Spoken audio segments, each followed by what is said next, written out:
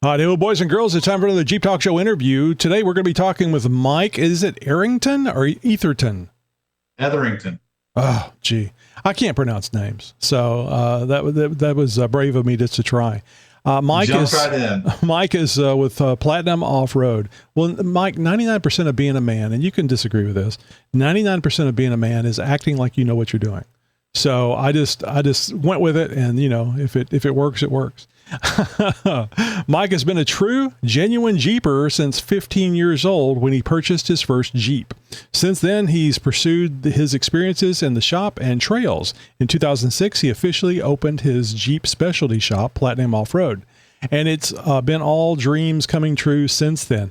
So, Mike, I'm just going to speak for all the business owners that didn't have dreams come true when they started their business. You're a rat bastard for being successful. My father, when I was little, I asked my dad, I said, growing up, I said, Dad, you're not doing what you're doing today. What did you want to do when you were a kid? He wanted to open a Mustang shop, performance shop. Yeah. And it hit me hard because I'd already had my Jeep at that point. The passion was on fire and it hit me hard. And I said, I'm going to do this. And he was full behind me. He's like, if you can, you need to do it now. Start now, start young, and never give up. Yeah. So I'll tell you a quick story. My mom was very taken with the Mustangs. And I think they came out in 64. She and my dad bought a 1965 brand new Ford Mustang, but it was a 6-cylinder. It wasn't a V8 and hardtop.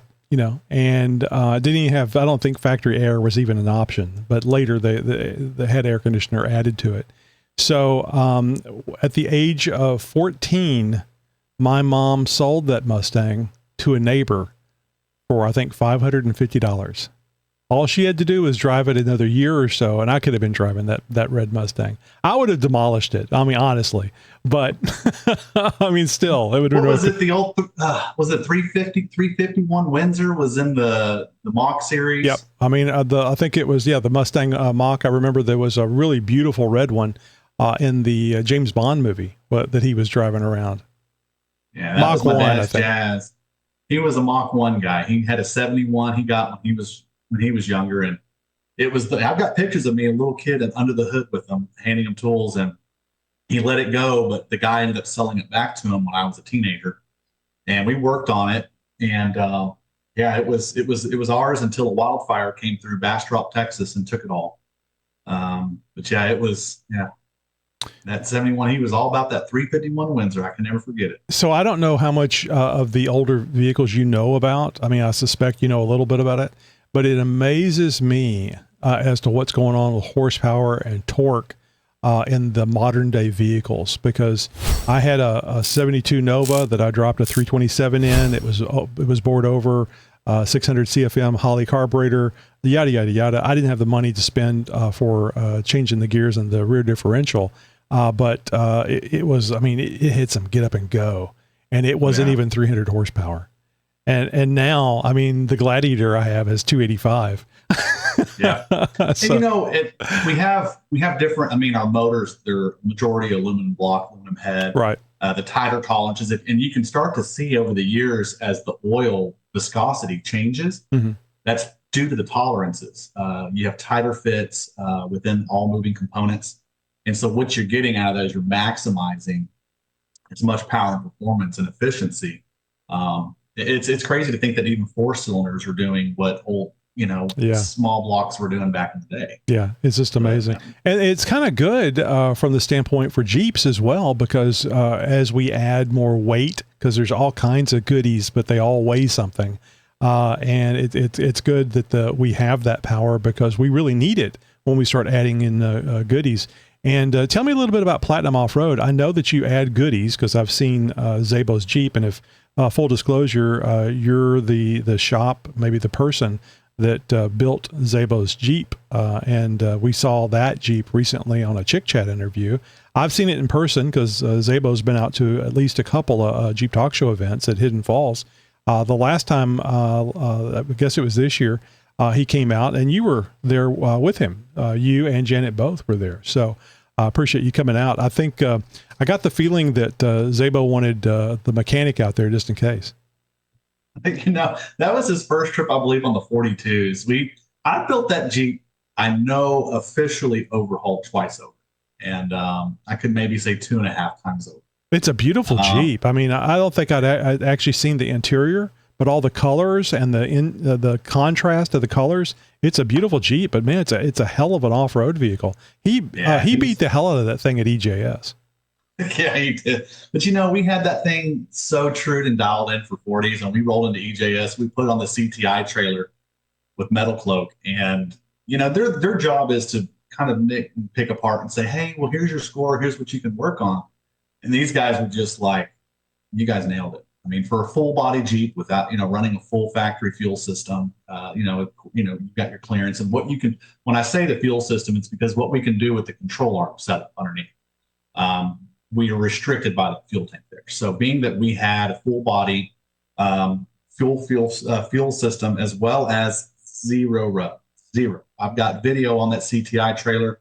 We've got 3/8 of an inch anywhere around the vehicle. And that was Mark's stipulation. I said, and I'm the same way. He and we see a lot of eye to eye with that. So that was the agreement there. We scored him. He was up in the 900s on that thing. And the Metal Cloak guys were just like, nothing to say. Great job, And so, we were really proud of that rig. Mark really just he had a lot of input and insight on it. But in many ways, I had the product knowledge, he had the dream, and it was us coming together. Now, a lot of the radical graphics and colors and such is a lot of his dream. And I feel like Fred Flintstone trying to pump the brakes, scuff up my heels, trying to say, whoa, whoa, whoa, whoa, whoa, whoa. I'm like, because you've got such a wonderful balance. Let's not offset that, So we're trying to mix in, like you mentioned, the color arrangements. We're doing some stuff coming up on it, and it's going to throw in a splash of one of the colors that we've kind of discovered during the most recent build, and we're going to run with that color through that next overhaul session. So, what a deal! So you mentioned Metal Cloak. Is that your vendor of choice? We are a big Terraflex shop, and to say, because I know we started off with the history that you mentioned tell us about Platinum, and I guess this will lead to it, and this is why. That's fine. When I was young, bought my first Jeep at 15. And I can tell you, when I talk to clients and even other shops, I've watched literally every brand come to life in this industry. And the changes that they've gone through, the design concepts, control arm designs, end link designs, various control arm, geometry. I've seen a lot of it come and go. And one brand that dominated the market was Terraflex, and they, from day one, out of the gates, were spot on. And me as a builder, I always agreed with what they were doing in terms of, if I were to do this myself, this is how I would do it. Okay. Right. And Rubicon Express jumped out with Terraflex in those early years, and so back in those days, of course, the business was so small. We had a job you could probably say every few months. It was just, following a dream, and nobody wants to give an 18-year-old kid their Jeep to build. Oh, of course not. So back then it was all metal fabrications. I started this business through metal fabrications, roll cages, roll bars, doing full bumper builds, anything frame off. Everything was functional, using high grade material and the proper techniques of doing it. But eventually it had to transition to where fabrication's not very profitable. You spend a lot of time. Well, you're busy making the product instead of slapping it on there and getting the next one out. Yeah, it's a production thing. Yeah.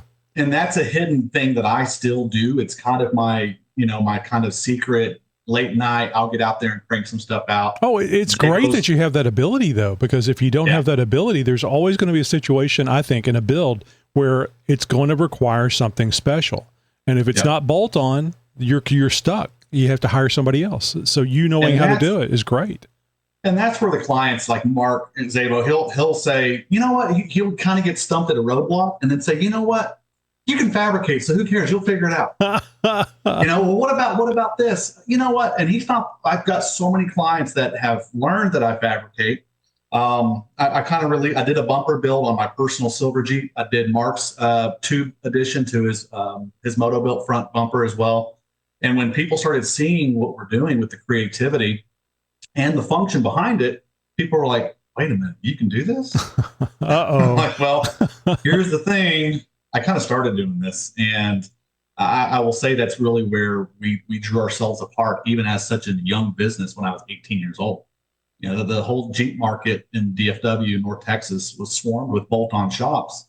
And I started this hobby, which turned into the industry, when it was a world where bolt-on kits weren't a thing. Yeah, absolutely. Fabricate control arms, fabricate lift kits. Mm. You could buy a lifted coil spring, but your control arms were getting handmade. So a lot of the geometry had to be learned the hard way, understanding the geometry, and of course the performance behind it. So now, as the world of bolt-ons came to fruition, it just made my life way easier. But it never escaped what's in my tool belt, being able to fabricate. And so my clients know, what, if there's anybody that can make it happen, it's going to be you.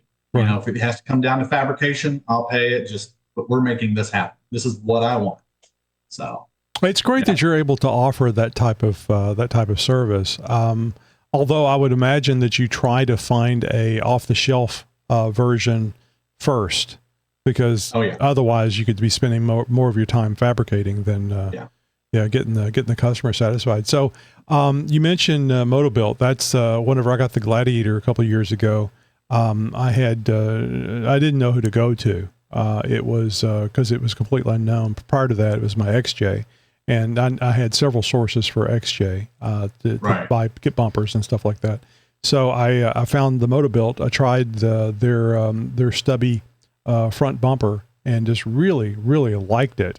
Do you do much Motobuilt stuff, or it sounds like you just modified Zabos? Yeah, so we're real big on Motobuilt. Like, for example, with our newest shop rig, I had a checklist that needed to happen in a very short window before we hit EJS this year. Mm-hmm. And one of those, besides the JL Rubicon axle swap under the JK platform, was I needed the axle swap done and Motobuilt armor all around. And that was my only two checklist items I needed done. I was still running a mid-arm system on it at EJS. But either way, we are an official Motobuilt dealer. Oh, nice. So we're a direct dealer with those guys, and it gets involved because I'd say 90% of the clients that find us, we don't do much advertisement. I'll say that, but those that find us, we all kind of birds of feather stick together. So here they'll agree and they'll say, well, this is what I'm going to use my vehicle. And they're great aesthetically pleasing bumpers, body armor, beautiful. All makes sense. Yeah. And I always walk them up because we've got tons of Jeeps on the lot at all times through the year. And I'll be talking to a new sale and I'll walk them across and I'll say, look, this client found this bumper on Amazon, or this one came out of, another site or whatever, another brand, even large name brands. I got this one at the Chinese food buffet. Yeah. Exactly. They'll knock on it, ting, ting, ting. And it doesn't radiate a thunk into the frame, so we know we got something. Right. But then they'll walk up to the Motobuilt and a few other 3/16 plate designs that are around, and I always try to make sure at minimum my bumpers going on vehicles are a 3/16 plate, and that's every Motobuilt product is that. So it just makes sense. And then of course you cannot deny the design of those. It is flawless. Well, I fell in love with their skid system for the Gladiator, and oh, gee, my God, that takes a forklift to unload that box. I know. It's huge. It was on a pallet and a half or a double pallet or something like that. My wife is still bitching at me about getting rid of the pallet. Hell, it brings your center of gravity down a little. How about exactly? That? I can do 90-degree turns at 30 miles an hour now. No wonder this is so much more stable. Yeah. Yeah. That one, I remember our first one we unboxed was like one after another, and it's like, and we had to go take it to powder coat, of course. And it's a great product. You can't go wrong with Motobuilt, that's for sure. Well, it's so smooth. Everything fits together. There's nothing exposed. And mine has scratches on it now. I shouldn't say scratches. It has gouges on it from EJS, and I really didn't do anything at EJS this year. I was mainly out there interviewing people and talking to people about Jeep Talk Show and doing business. But it was nice having it on there. And I did actually do a little more damage when we were out at Hidden Falls, but because of that body armor, because of that skid system, I didn't feel inhibited about dragging something across and making a damage maybe to the oil pan, more likely the transmission, or not so much the transfer case, but oh my God, pulling that wimpy Jeep armor off there is so gratifying when you're putting this thick plate steel that's all intricately interlaced. So it's just a beautiful product. And I'm sure other companies have great products too, but I fell in love with the Moto-Built. Yeah, you can't go wrong with your body armor.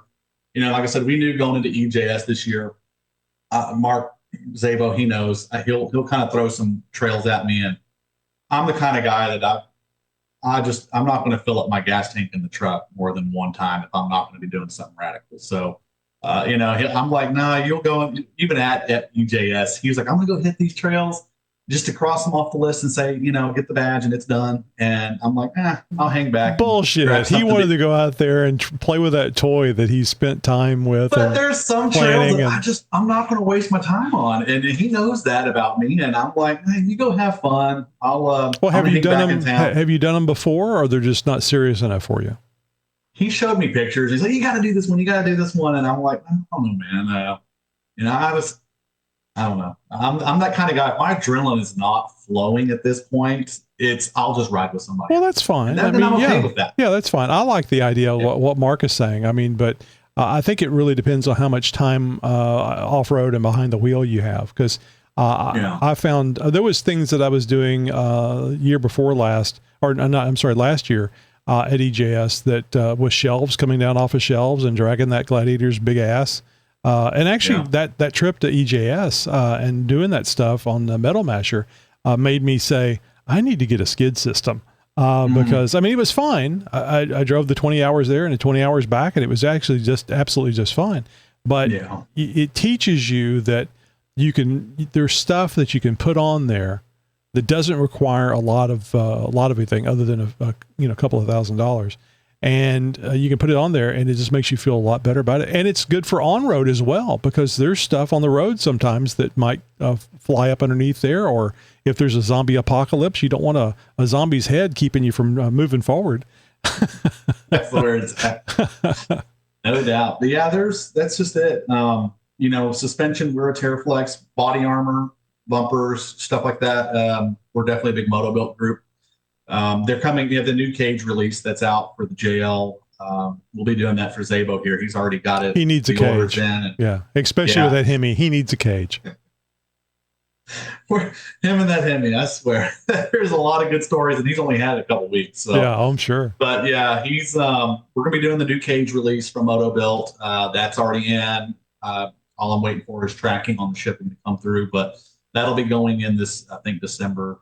That'll be the pre-EJS little goodie for him. Yeah, I think that's a good thing. He knows how to drive, and I'm sure he'd be fine. But you never know when something's going to happen, and just having that extra protection in there, and it potentially could save the Jeep and keep it from some serious damage. And with all this stuff that it's been done to it, that would be a shame. If you can maintain just keeping it to like a windshield frame and a hood, or maybe a cowl piece, you're gold. Any type of flop or rollover. And that's what those cages are going to do for you. If you're still running a factory cage and you end up on your top, you've got a lot more damage than you realize. You can take a flop in a factory cage, just top them to your side, maybe damage the windshield frame, maybe a cowl. But if you're going to end up upside down at any point, you having a full cage in there, it is very minimal damage compared to.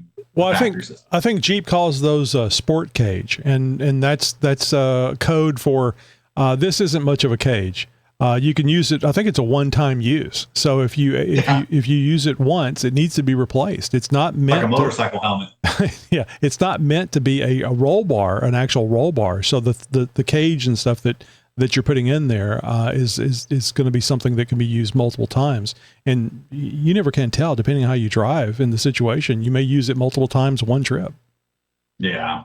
And the stuff, so the kind of the activities that we're getting ourselves into of late, we're getting into some slippery park, slippery rock, and, we'll kind of start getting up knowing my most recent trip to Hot Springs was a good example where The trail itself, the line itself, is to go up, hook a set of boulders, and use your slider to pivot Oh, around and then nice. drive on through. Yeah. And I get up, and I swear I'm a Maxxis tire guy. On my on-road builds, we'll use a variety of brands, but if it's a trailer rig going to the rocks, I'm a Maxxis tire guy. And I'm gonna tell you what, that razor grabbed this main wall, and I have video of it where this thing just goes, lifts me straight up and climbs it. And it wasn't supposed to do that. Right. It was supposed to, take the hook and get pushed over into the wedge and have to come out of the wedge on the sliders. Now, that tire said, I'm going up here right where you put me, and I'm going to do my job. And it went straight up, climbed up over it. And at that point, everyone's like, well, and then, so I tried to back down off of it and get where I needed to try to get back into. Right. And the whole Jeep just goes the other direction.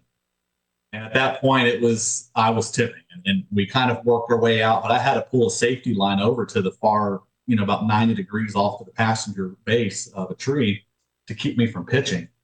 And at that point, I just had to make the climb like the Jeep was wanting to do. And as soon as it hit that flop point, I just brought the winch in and tucked her back to safety and a little more. So I'm going to guess that you had been complaining about this trail's too easy. I need some adrenaline rush. And then all of a sudden, all the rest of this stuff started happening. It's when stupidity happens, and it really is, because that's how I will get out there. I will usually run 3 hardcore trails, and I'm like, I'm done. I'm satisfied with what I needed to do. Right. My adrenaline has reached what I came to check off. I'll ride with friends or spot clients and such, or a group, and when I go to a park, I literally go with the focus of I want to hit X, Y, and Z, and when I'm done with those, my Jeep can stay parked in the parking lot the whole rest of the trip. I don't care. Right. And I'll enjoy my time being a spotter or a passenger. But that's kind of always been my wheeling habit, is just I'm there to accomplish what I set out to do, and then I'm done. And usually it gets to where a larger group outing will turn into, oh, Mike's going to lead. And I'm like, I don't think you want that. And so I'm like, y'all want to do these? Well, yeah, because we've been doing this trip before, but nobody wanted to take us down that trail, but we really wanted to try it. We know it's a rowdy one. And we know the line. Let's go down that one. Okay.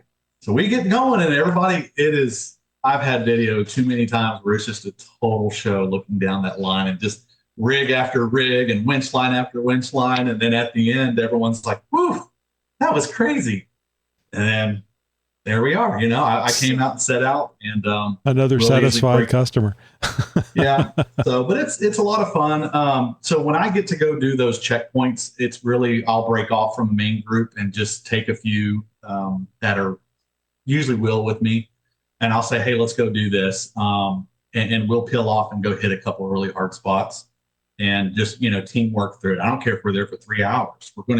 We'll cover 20 yards in 3 hours if we have to get through it. Because that's what I enjoy about this, is I enjoy the teamwork to get everyone through. I don't care how big or bad your Jeep is. We can always get you through it. Well, any Jeep can get stuck, but pretty much any Jeep can make the trek, as long as enough time and picking the right line and winch line and so on and so forth. So, I've learned that you don't really need anything other than a Jeep to go wheeling, and a good teammate to go with. Yeah, and then once you get out there, you go, oh, look at that son of a bitch. He's got those bigger tires, and he just went over that really easy. I need to get some of those. We can go from 3 hours to cover 20 yards to 30 minutes. Yeah, exactly.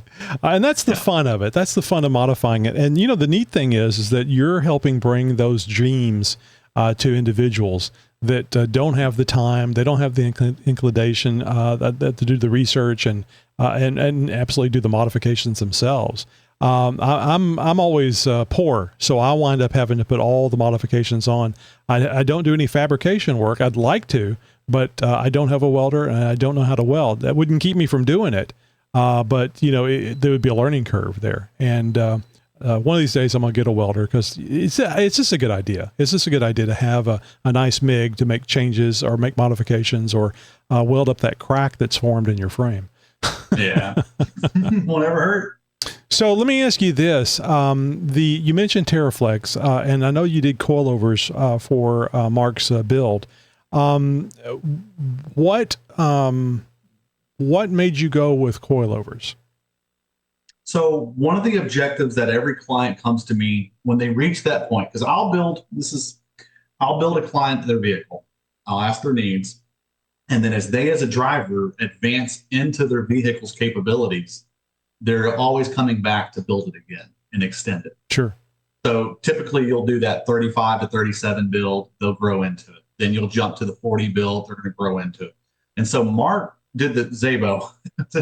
Can he cross that? Zabo, he had came to me, we put him, he was on 37s, got off of his 37 all-terrains with 20s and moved to 37s on 17 beadlocks.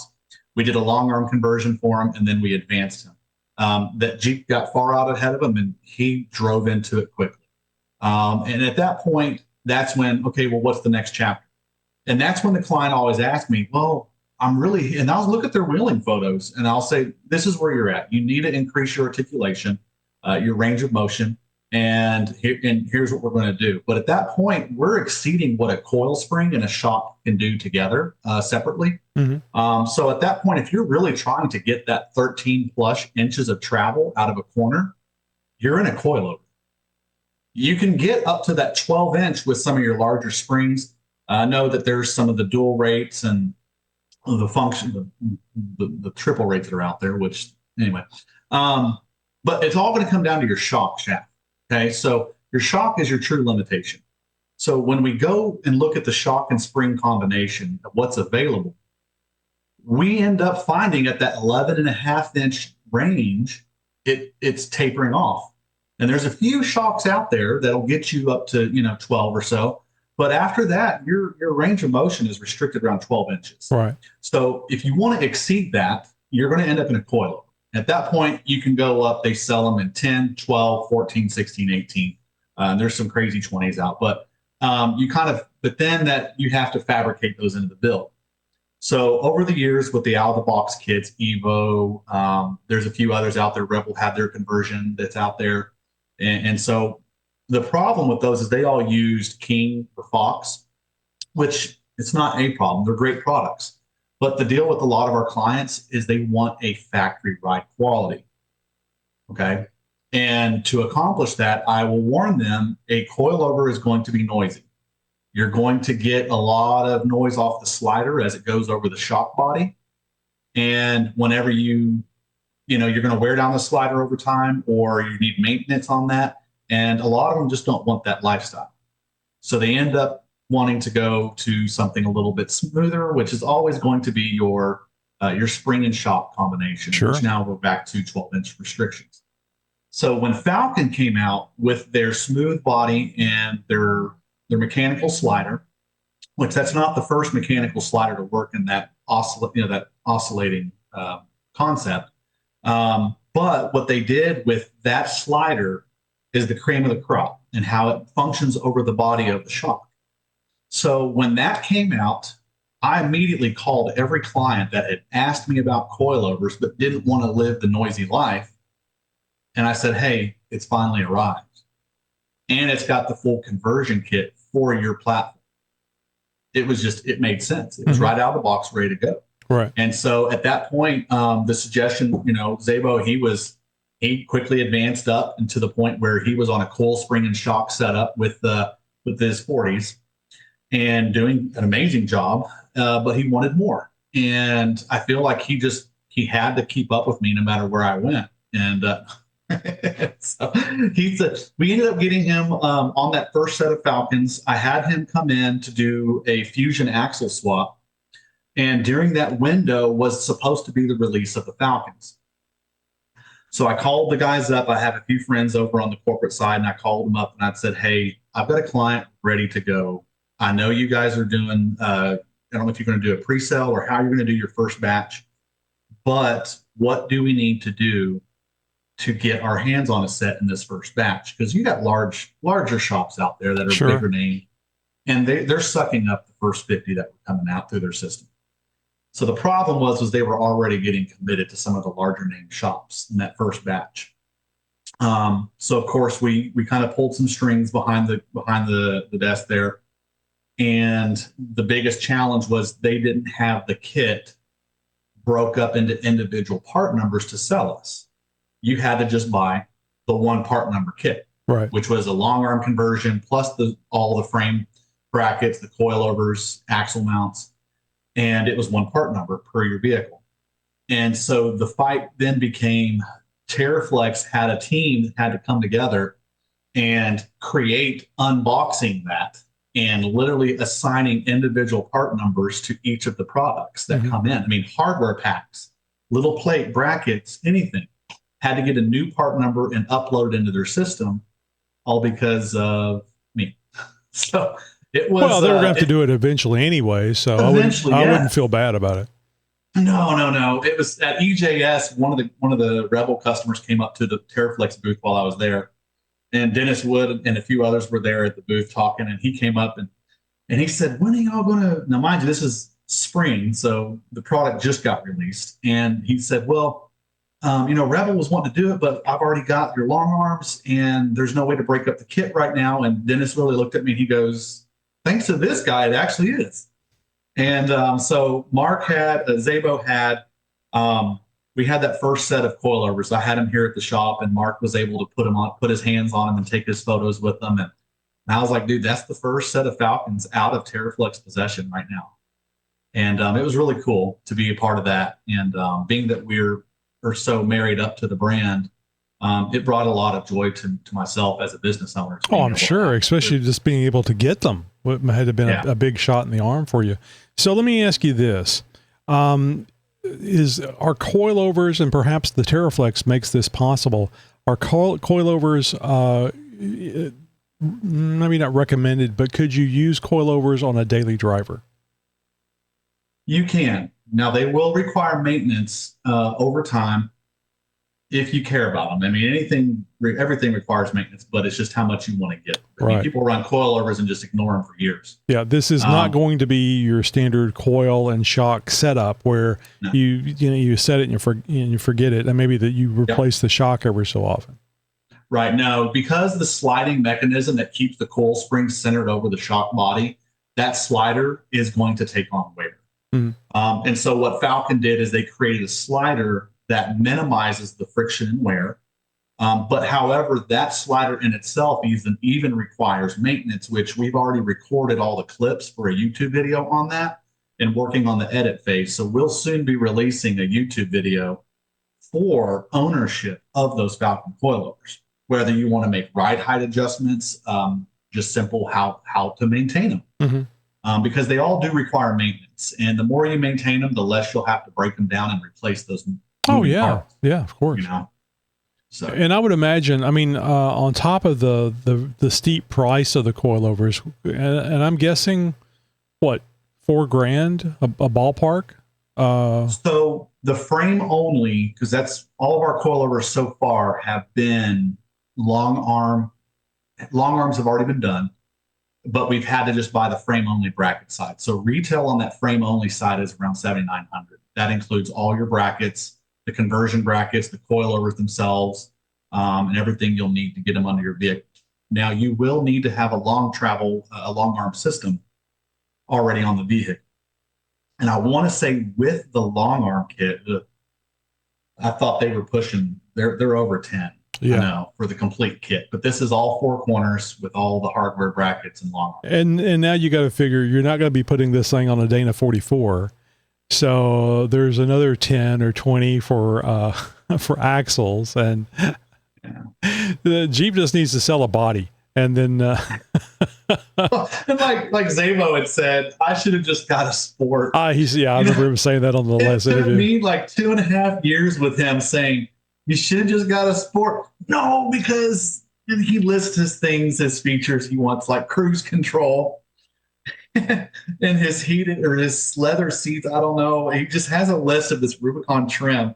And to see him on the recent Chick Chat where he says, I should have got a Sport, I literally was like. But it was his idea. That's the thing. It wasn't from you saying it. Well, I think you have a very satisfied customer there, and that's the main goal of any place. Is you don't not to beat up the customer, and I think this is interesting, and you can not answer this, and it's not specifically about Mark, but I would imagine that you get into a situation where the customer has a vision, and it's wrong. You understand what it is they want to do, but they don't understand why you don't want to go about it this way. And that's got to be a very interesting and a very careful conversation. Yeah, we've got a client coming in from Arkansas. We're a big Terraflex group. He drop shipped me a rock crawler kit. I'm sure he's listening to this episode soon. He's a JTS guy.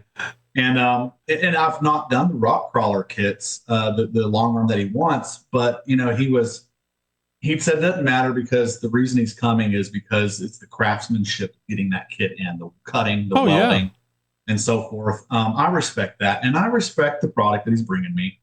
And I tell every client, I'm okay to bring something in a few times, but the moment that if this comes back, or if we have any type of mechanical issues and design it's a problem, I'll notate that, because I don't cross a product off unless I can have already proved why I will not do that product, And a lot of times clients will come here because we're in DFW, we're in the North Texas area. We probably have the most Jeep specialty shops per square mile. Oh, interesting. Here, So there's a lot of shops that everyone's kind of got their brands and their points of what they want to do in their builds. And people will come here after talking to another shop and say, well, they were going to do this. And I said, well, I'm not going to do that. And I can tell you exactly why we're not going to do that. Right. But you're here now. So let's listen to what I want to do. Right. Exactly. And then I've had a few where they're like, well, that's like $400 more than what they were going to do. I'm just going to, thanks for your time. Yeah. I'm like, well, over $400, you're going to hate life in 9 months. But well, sometimes it costs money to learn something. So yeah, absolutely. So I would imagine it's really difficult. You get to a certain level of knowledge, you know exactly what this person's going to do, or you may, and you probably experienced this with Mark. You may have known what he was going to do before he knew. And I didn't think it was going to get this far. Oh, it's pretty insane. But I met a few of his personal friends over the years, and they had all told me he does everything to the fullest. When they did the Ironman, all the Ironman activities, they're like, Mark had to have the absolute best of the best bicycle with every possible upgrade on it that you could imagine. And so they're like, you're just seeing the same Mark we've all known, but now with his Jeep. So I don't know that ever, I'm going to mention this because we've talked about it several times on the show here, but we always have new listeners. Mark is a ex F-18 carrier fighter pilot. And he's seen action as well, A6 and F-18. So you can very well imagine that, because I think I was mentioning to Janet, well, he's got to be careful with that 426 Hemi. And I said, oh, what the hell am I saying? He was in an F-18, has a lot more power than what this 426 is going to have, but he still needs a cage, damn it. So I think the competitiveness that you're seeing and the attention to detail is he may be that way. That's why he was in the military. But I get the feeling if he wasn't that way before, the military certainly made him that way. The competitive thing, because I imagine there was all kinds of crap that they were giving each other on the ship and stuff anyway. So I can see that happening. So it's got to be a very unique experience to deal with somebody that is in that class. That so many people don't they want to be fighter pilots, but they just don't rise to that level. So I'll just mention Mark's a great guy. He's very friendly. I'm assuming that if I could have killed all the people that I was having problems with in traffic, I'd be a lot happier too. So,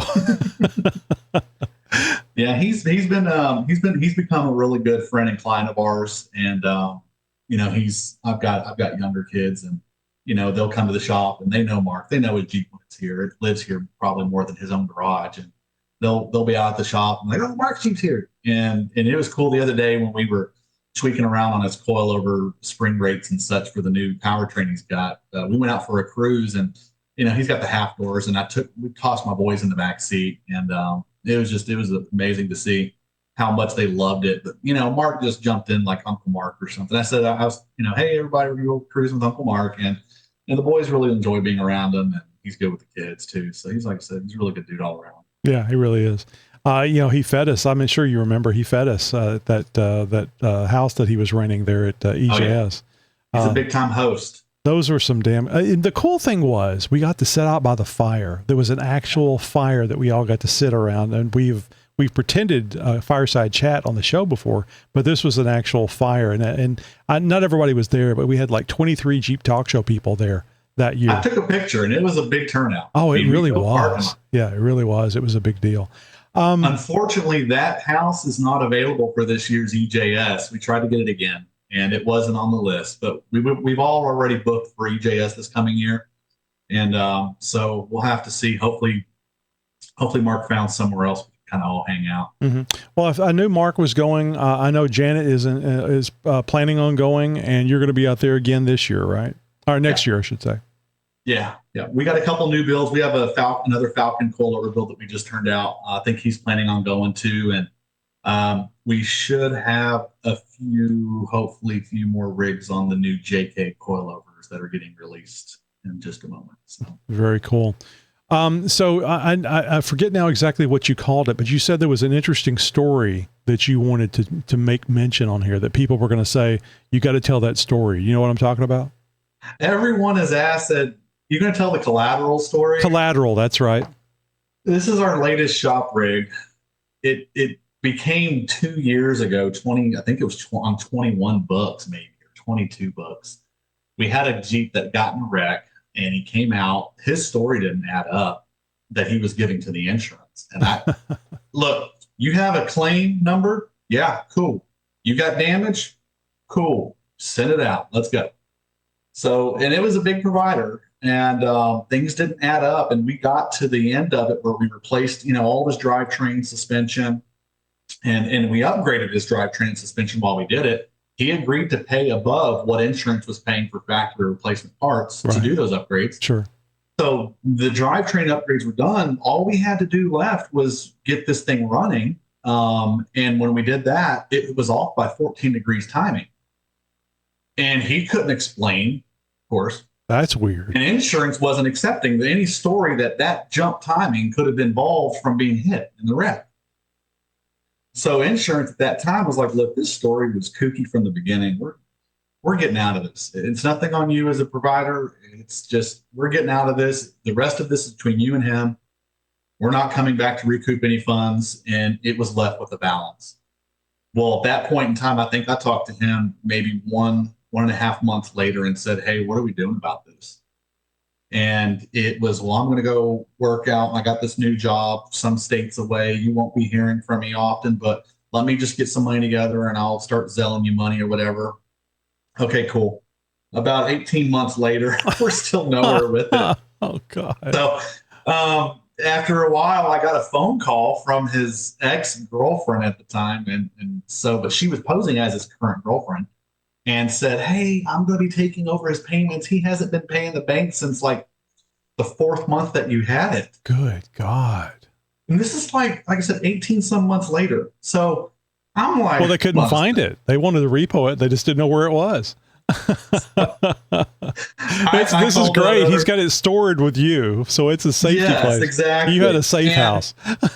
and now shop owners, we know each other and we hang out. So I had it at another shop because I was worried he was going to come and just put a spare key in it and come get it. So I had it at another shop, and I'm like, you never will find it over here. And so at that point, time went on, and I got that random call, and I had mailed stuff to him, certified mail, all the procedures to do for like storage and filing a lien to put on him. Everything was done, but this was at this point 16 months after I did the paperwork. I'm like, whatever. It was only like $6,800 to get it running, the final check of all this. Right. And so at that point, she calls me posing as his girlfriend, which I had talked to her earlier in this whole process. And she's like, if you need to get in touch with him, you need to go through me because you can't get. Okay. So she calls me and says she's going to take over payments after like 14 months of non-payment. Sure. I really believe you. You've got this all worked out with the bank. Right. So I said, well, I'm not going to release this vehicle to just anyone. Let me call around and see what I can do to release this vehicle to you if you want to pay the $6,800 and get the vehicle back. Right. But the problem is I've got storage fees on it. So at that point, I call another client who's in law enforcement. He looks up the VIN. He says, "Here's the lien holder." Call the lien holder. After a while, it was they asked about it, and they asked what the storage fees were and what it would take to get it running. And they said, "Yeah, we're not going to come get that thing. It's yours." But that was about 6 weeks straight of back and forth with the bank. Jeez. And at one point, get this, one point they tried to get me to file paperwork with the DMV that was going to claim the vehicle as abandoned and a nuisance on my property, which would notify the bank and give them 30 days to come get it from an impound lot for free. So I went to the DMV here in town, and the supervisor, she overheard me telling the clerk what the bank had told me. And she had just so happened to walk by, and she goes, "Hold up. What?" And so I gave her the whole story. She goes, "No, no, no, no, no, no, no." And she explained, "They're fixing to get this vehicle for literally free. Don't. You're not. Here's what you need to do." And she played everything on my side. She gave me all the packets. She's actually just had a training on this with the state. She said, "Here's the packet you're supposed to get." They gave it to us in training. She made me copies, and she goes, "Go do this, this, and this." And so by the end of that day, I had checked everything off in that packet. I was at the regional office filing for the title. And within, I'd say 72 hours, that title was officially in our name under review by the state of Texas. And about 3 weeks later, we have a Jeep called Collateral. So, yeah, we have about $6,800. I was going to say, and it cost you $6,800, which I'm sure is a good deal. And the cool thing is, you know who worked on it. Yeah. Yeah. So it was something else. The guy who owned it was a literal, he was a druggie, locally known. I even called around to the family to say, "Hey, do you know where, look, don't call. This is like the sister of him, right?" She's like, "Don't even call me about him. I don't want to know. Whatever you need to do." Yeah, I can understand that. I don't care. Don't bother us again. Yeah. Cool. My conscience is clean. There's stuff. Oh my God, here. This is the kind of character he was. You see all this? Right.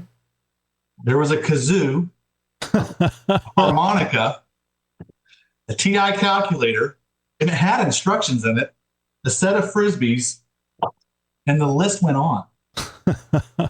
I emptied 3 dumpsters of stuff. The night that I knew the title was mine, I went over to my buddy's shop and trailered it out here.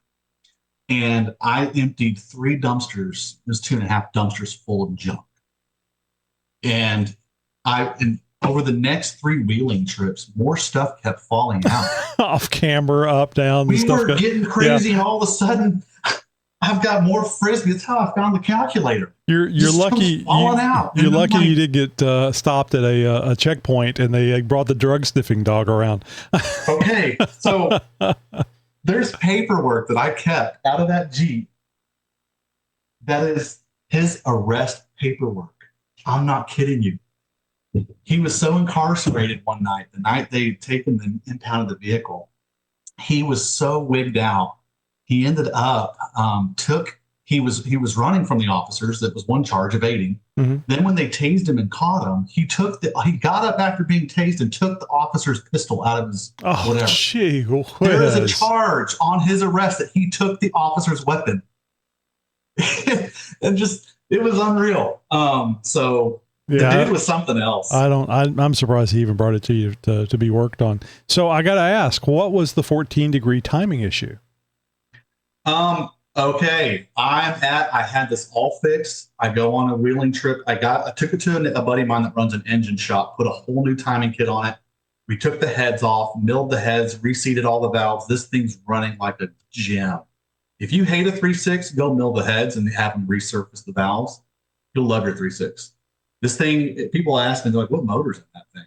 Because it don't sound like a V6, and I can scratch all the tires with about this much throttle. Mm-hmm. So we took it out, and one of the guys on that trip was a good friend of his. Well, he's an acquaintance of his locally. Drug dealer. We're out at dinner. We're out at dinner that night, and he tells me what happened. When it had snowed, they were out playing in the snow, and he was just full rev limiter. And it jumped time. Good. And then this whole elaborate story came about with this insurance claim. Right. So busted up the whole front end, busted up the rear end, spun out, hit something, and jump time, all out playing in the snow. Kids, this goes to show you, stay on drugs and go to school. And I'll get your next Jeep. And it'll be another great story for a future podcast. We were putting the Moto Build armor on it. The flares most recently was the change up. And when I drilled one of the holes for the rib nuts, I'm not kidding you. Mardi Gras little the beads that little kids put on for bracelets to make bracelets, you put the rope through the thing. Beads were coming out of the quarter panel.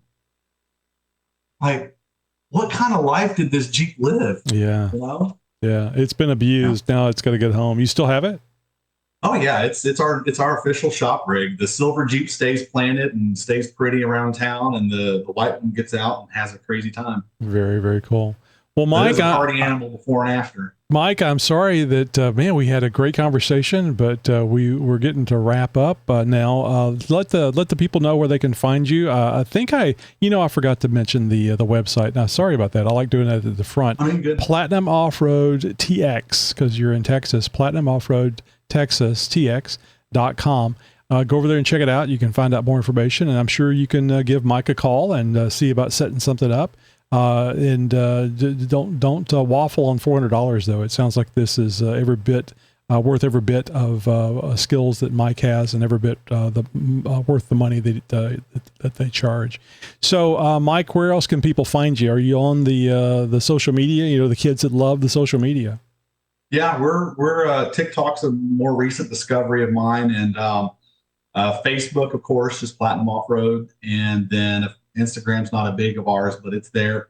Our YouTube channel is really unique for a lot of the guys, I'm sure, the JTS audience. If there's some of those how-tos, oh, nice. We do a lot of instructional. I'm still a certified automotive instructor here in Texas, and so I actually taught automotive for a number of years. And while the business was being ran by a couple mechanics, and I needed full-time getting. So my YouTube channel is a very instructional type approach. Oh, those are great. Yeah. And like I said, we'll have a new video of the Falcon coilovers coming out regarding, if you're on the fence about buying them, or if you did buy them, how you can maintain them and even make changes to them. So this is really good. I remember talking to Dennis a couple of months ago, and he was mentioning about the coilovers they were coming out with. And after speaking to you, I noticed he signed up for another interview today. So I'll have to get some more information, especially now that they're out. And I'll mention your name to him and see if he rolls his eyes and go, yeah, he had to have the first ones and blah, blah, blah, blah. Like that jerk. Yeah, okay. Oh, I'm sure it's not that, but I'm just like, oh yeah, these people have to have our stuff very early on. Mike, thank you so much for being here with us, and we'll have to have you back because I don't think we've talked nearly enough about what you've got going on and all the things that you've done. It's a wild ride, especially at your age, because you've done a lot. And hopefully you don't get sick of this, that you'll be doing this for a while. You got it. Yeah, no, definitely. And especially when you guys come down, we're going to be with you guys at JTS, EJS, JTS. Definitely look forward to hooking up with you guys if we don't run into you before then. We'll be at EJS with you guys, hanging out on some trails. Oh, and I got to mention too, that you're responsible for working on Janet's Jeep, Chick Chat Janet, you've been helping build that Jeep as well. And, I think Zabo's a bad influence on her. Her tires are too big. She's one of those, I told you, she's a natural at finding the lines and seeing it. On the earliest of trails, she'll scream out to us and say, hey, you're, during a flop, here's what you're going to do. You're right. Your drop here, you'll catch there and prevent the flop. And she sees it. And like I said, I mentioned building the Jeep and growing into it. And I knew right away, I put her on 35s with open diffs, and she was out on maybe 2 runs, and I knew where she was going. Right. And the moment she was on runs with Mark and the rest of the gang that we will with, she doesn't say no. I love seeing that. I love seeing that. It's just like, I'm going. And now she was like being held on a string behind us with 35s, and me and Mark out cruising on 40s, tearing up everything. And she's just doing it too. Yeah. And I'm like, okay, let's go ahead and advance you a couple stages later because you're going to get there quick. You know? She needs I keep telling her, get those skid plates, get some skid plates on there. Motobilt's working on a JK skid system right now. Yep. Yep. Yeah. I'll be looking on to getting into that. Right now, she mangled up her cross member, her primary cross member, which was the OE cross member. I always advise, let's mangle them, then replace them. So on the Hot Springs trip, I think she was out there. I looked underneath it at one point. She got back, and the thing is just S-curved and just all sorts of brazened out. What was that big ass rock? That boulder, I should say, that she was on. That was a great trip. All right, Mike, we're gonna wrap this up. Otherwise, we'll be here for a couple hours. Thank you so much, and we'll welcome. have to have you on again. Absolutely, we'll talk soon enough. You're my friend. You're my new friend.